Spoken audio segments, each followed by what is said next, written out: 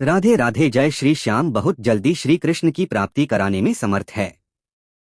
श्री तुलसी महारानी प्रिया जी का बताया हुआ उपाय। श्री वृंदा सखी ये वृंदावन की अधिष्ठात्री देवी हैं। ये वृंदावन की पूरी व्यवस्था को देखती हूँ। प्यारी जो प्यारे जो की नित्य केल की व्यवस्था करती है। इनकी कृपा के बिना कोई वृंदावन में प्रवेश नहीं कर सकता।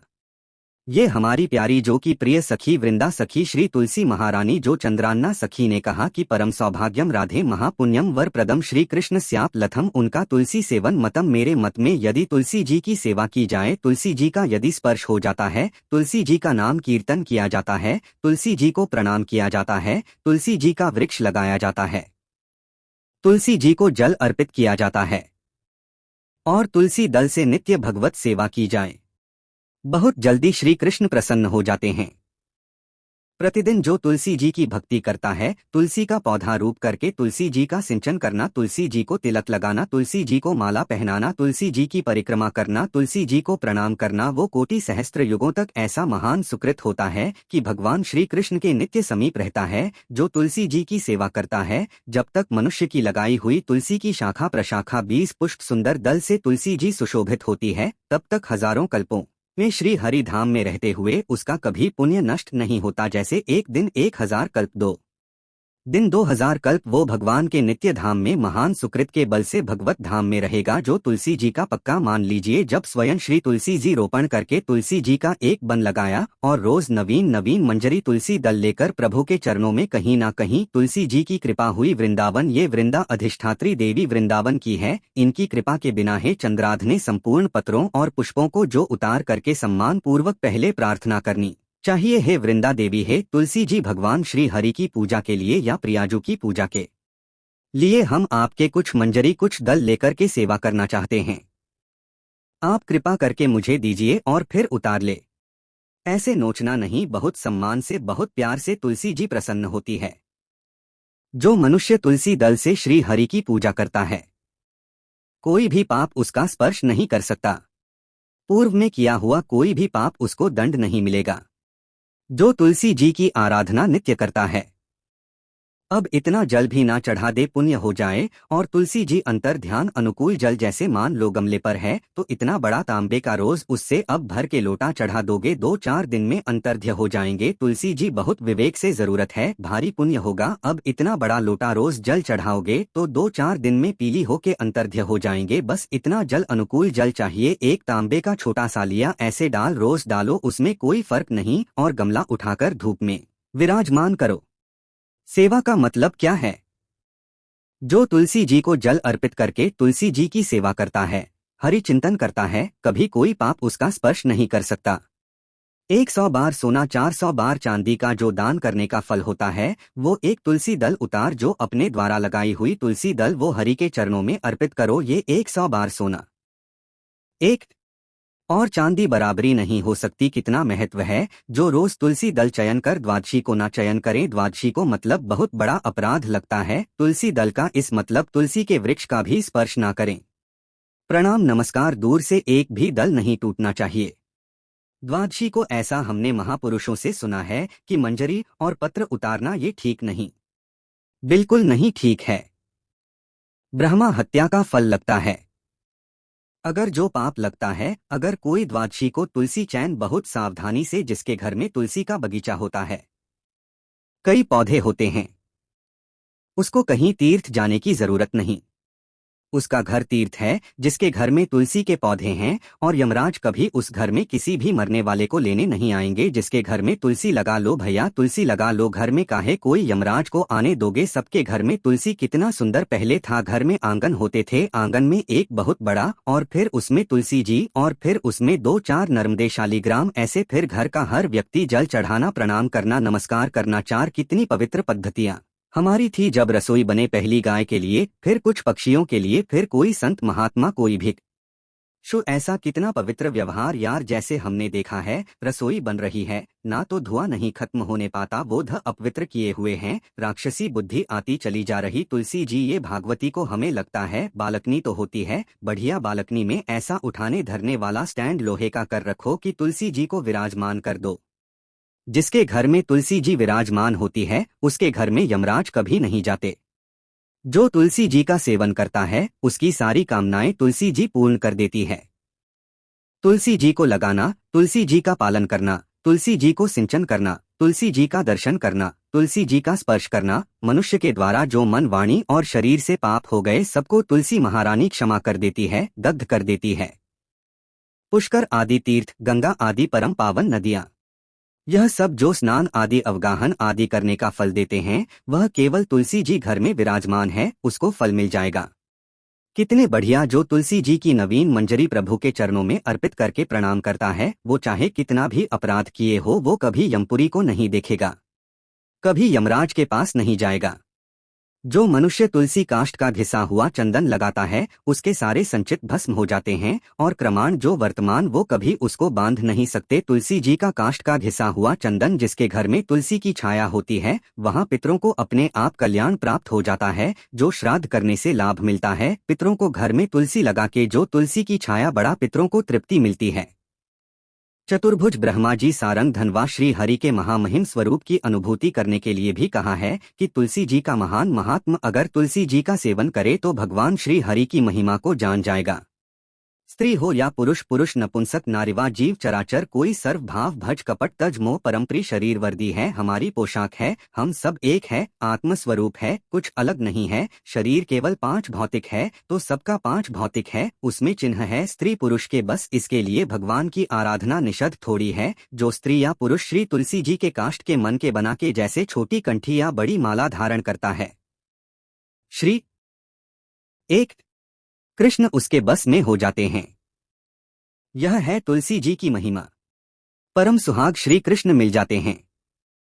और कौन सी हमें उपलब्धि चाहिए? हे गोप नंदिनी, तुलसी जी का सेवन करने से श्री कृष्ण वश में हो जाते। संगीत हैं। जो तुलसी की माला से नाम जप करता है। काउंटर वाली बात तो स्मृति के लिए पढ़ाई है। हम निषेध नहीं करते बहुतों के भजन बंद हो जाएंगे, पर हम इतनी महिमा जरूर बता देते हैं कि तुलसी माला से जो नाम जप किया जाता है उससे आध्यात्मिक सिद्धि बहुत जल्दी होती है।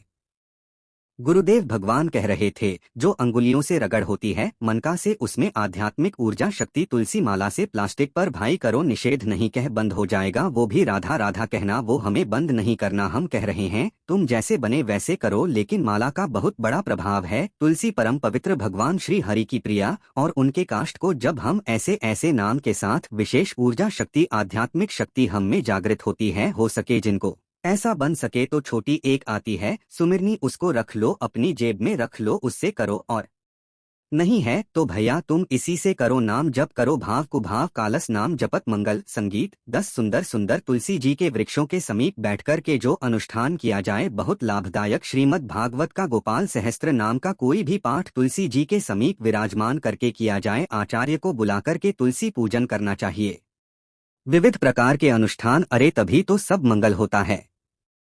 पहले था मैंने देखा है 4 बजे माताजी दरवाजे के सामने लिपती, रोज का काम जो पुराने घरों में देहरी के आगे आके 4 बजे लीप करके वहां अपना चौकपूर के दीपक जला। क्या पवित्रताएं थी, क्या मंगल था। जब किसी को निमंत्रण दिया जाता था सबके पैर धोए जाते थे सुंदर बिछोना बिछा के, और उसमें बैठकर पत्तल और रज के सकोरा कुल्हड़ ऐसे भोजन पाया। कितना पवित्रता, जो हमारी पूर्व पवित्रता थी। धरती करता चोटी पवित्रता, अगर बाहर जा रहे तो पजामा, ऐसे बहुत पवित्र पोशाक थी, पवित्र आचरण थे, पवित्र खानपान था। घर में जाओ तो एक पवित्रता। एक किसी भी घर में ऐसा नहीं था कि देव मूर्ति ना विराजमान हो, किसी भी घर में ऐसा नहीं था तुलसी जी विराजमान ना हो। 1-2 गाय जरूर होती थी पवित्रता। अब तो बड़ा विचित्र, ये भारतीय गौ जो श्वेत रंग की, जो अरुण रंग की, जो सींग वाली, वो उनका आप दुग्ध देखिए, दुबकर रख दीजिए, स्वर्णिम कांत छाई मिलेगी। ये हमारी भारतीय पद्धति है। भविष्य इससे देवताओं का भगवान का सबका अभिषेक पूजन होता है। शुद्ध गाय जो हमारी भारती है, टीला है, उसके जैसे निकला हुआ भगवान ने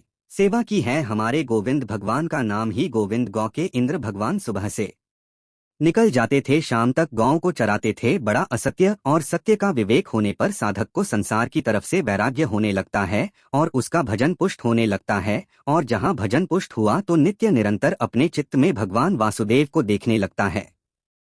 इसके अधिष्ठात्र देवता भगवान श्री कृष्ण वासुदेव जब चित्त शुद्ध हो जाता है उसकी पहचान है, ना कोई अपना लगता है ना कोई पराया लगता है, सब भगवत स्वरूप लगते हैं। अपना पराया का भेद मिट जाता है। जब चित्त शुद्ध होता है तो किसी भी पदार्थ के भोगने की इच्छा उसमें नहीं रह जाती। जब चित्त शुद्ध होता है तो उसका अनुराग केवल परमात्मा और महात्मा में होता है, पूरे संसार में कहीं होता ही नहीं। ये एक चित्त शुद्धि का लक्षण है। चित्त शुद्धि का उपाय विवेक और निरंतर नाम जप। चित्त शुद्धि का लक्षण राग द्वेष का अभाव, ना कोई अपना ना कोई पराया, और किसी भी विषय भोगने की इच्छा ही नहीं। आसक्ति तो सिर्फ परमात्मा में या महात्मा में। यह राग द्वेष किसे कहते हैं महाराज? जिस मनुष्य के, जिस पदार्थ के, जिस स्थान के ऐसी आसक्ति हो जाए कि इसके बिना जिया नहीं जा रहा, उसे राग कहते हैं। जैसे माँ में राग, पिता में राग, पत्नी में राग, पुत्र में राग, धन में राग, मकान में राग, शरीर में राग बहुत है। समझना चाहिए हमारा राग हो गया है। जिसका बार बार स्मरण आए और बार बार खिंचाव हो हृदय से, जो हमारे ध्यान पथ में प्रभु के सिवा और आ रहा है, वो सब राग का ही किया कराया खेल है। द्वेष इसमें मूल राग है। जिससे राग होता है उसी से द्वेष होता है। राग नहीं होगा तो द्वेष होगा ही नहीं। जब वो हमारे प्रतिकूल चलने लगता है तो द्वेष हो जाता है। प्रतिकूल पदार्थ, प्रतिकूल वस्तु, प्रतिकूल व्यक्ति तो हमारा द्वेष हो जाता है। यही राग द्वेष जीव के जन्म मरण की श्रृंखला है और इसका मूल कारण देहाभिमान, अहंकार है। महाराज, साधक को समय किस प्रकार बिताना चाहिए? सबके लिए एक जैसा उपदेश नहीं होगा। पूज्य बाबा बोल रहे हैं, जो गुरु के पास रहते हैं उनको सब समय गुरु की सेवा में लगाकर भगवत स्मृति युक्त जीवन व्यतीत करना चाहिए, और जिनको गुरु का सानिध्य नहीं मिला उनको भजन में अधिक समय लगाना चाहिए। यदि गुरुदेव सेवा के लिए आदेश करें, वही सबसे बड़ा भजन है। यदि वह कह रहे हैं कि बैठकर भजन करो तो अधिक समय भजन में लगाना चाहिए, और अगर गुरुदेव सेवा तो फिर सेवा ही भजन है। जो गृहस्थ हैं उनको अपने गृहस्थी के कार्य को गुरु सेवा, भगवत सेवा मानकर करना चाहिए।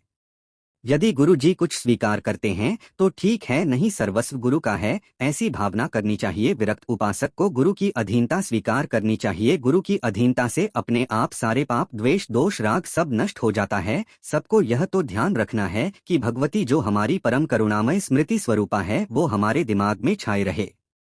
महान तेजोमय निकुंज देवी श्री स्वामिनी महामहिमामय महारानी लाडली जो भगवती स्मृति ऐसी कृपा करें कि ये हमारी स्मृति में ही बस जाएं, कभी स्मृति से दूर ना हो, चाहे हम सेवा परायण हो या एकांत बैठे हो। महाराज, भगवान तो हमें दिखते नहीं तो उनसे प्यार कैसे हो, उनकी शरण कैसे हो? भगवान तुम्हें देखते नहीं, बड़े आश्चर्य की बात है। यह सब भगवान ही तो है। पूज्य बाबा, अब उनकी ब्रह्ममय दृष्टि है। चलो, भगवान नहीं दिखते तो भगवान का नाम, भगवान की महिमा, भगवान के भक्त ये तो दिख रहे हैं। आप इनकी बात मानो, नाम जप करो, भगवान के लीला गुण गाओ। जैसे आदेश होता है वैसे सिद्धांत से चलो, भगवान दिखाई देने लगेंगे। जब तुम्हारे हृदय में शांति, आनंद, किसी के प्रति कोई भी द्वेष नहीं, तो जान लो अब भगवान प्रकाशित होने वाले हैं। हृदय में आनंद भगवान का स्वरूप है, शांति भगवान का साकारम, जो आनंद सिंधु, सुख राशि, जो भगवान को देखा नहीं और भगवान की शरण होकर नाम जप करते हैं, भगवान बहुत रीझ जाते हैं उनसे, वह तो देख ही रहे हैं ना। महाराज जी, आप बार बार भजन की बात करते हैं, भजन में तो नींद आ जाती है, फिर क्या करें? माला छूट जाती है भजन में।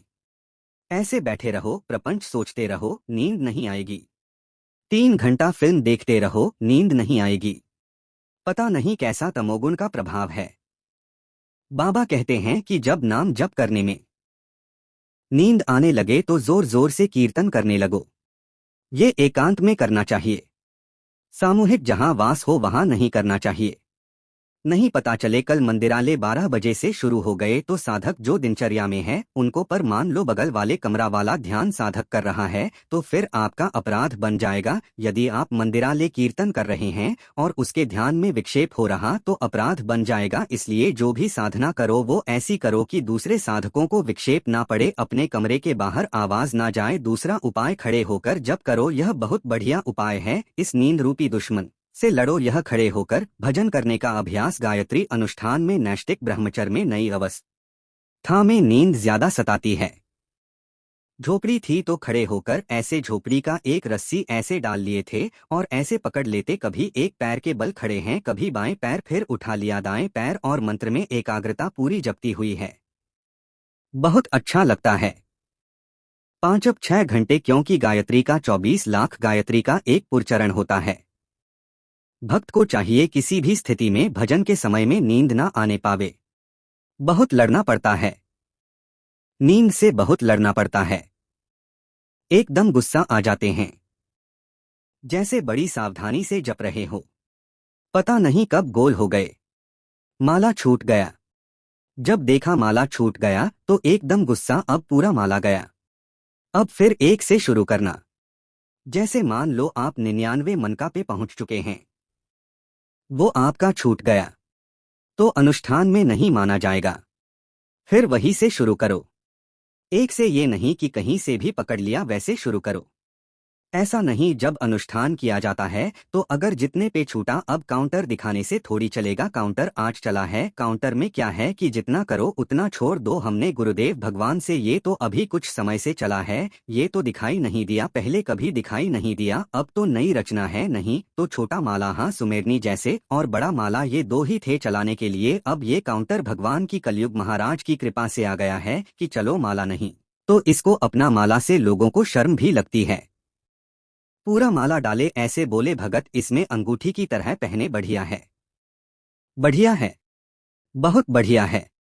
किसी तरह भगवत स्मृति भग नाम जप हो रहा है बहुत, पर इसमें सुविधा है कि 50 में छोड़ दिया, छोड़, माला में नहीं छोड़ सकते। यदि अनुष्ठान चल रहा है तो आप बोल नहीं सकते, छोड़ नहीं सकते। मान लो आप 107 में पहुंच गए और आपने छोड़ दिया, नहीं माना जाएगा।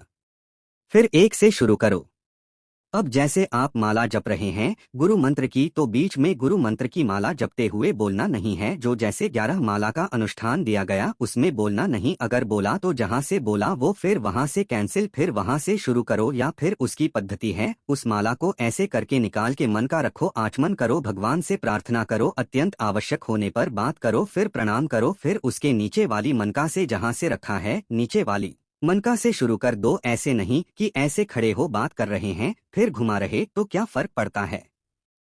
दिमाग में क्या फर्क पड़ता है? कौन सा परिवर्तन हो रहा है? जो हमारी वैदिक सिद्धांत पद्धति है उसी से लाभ प्राप्त होता है।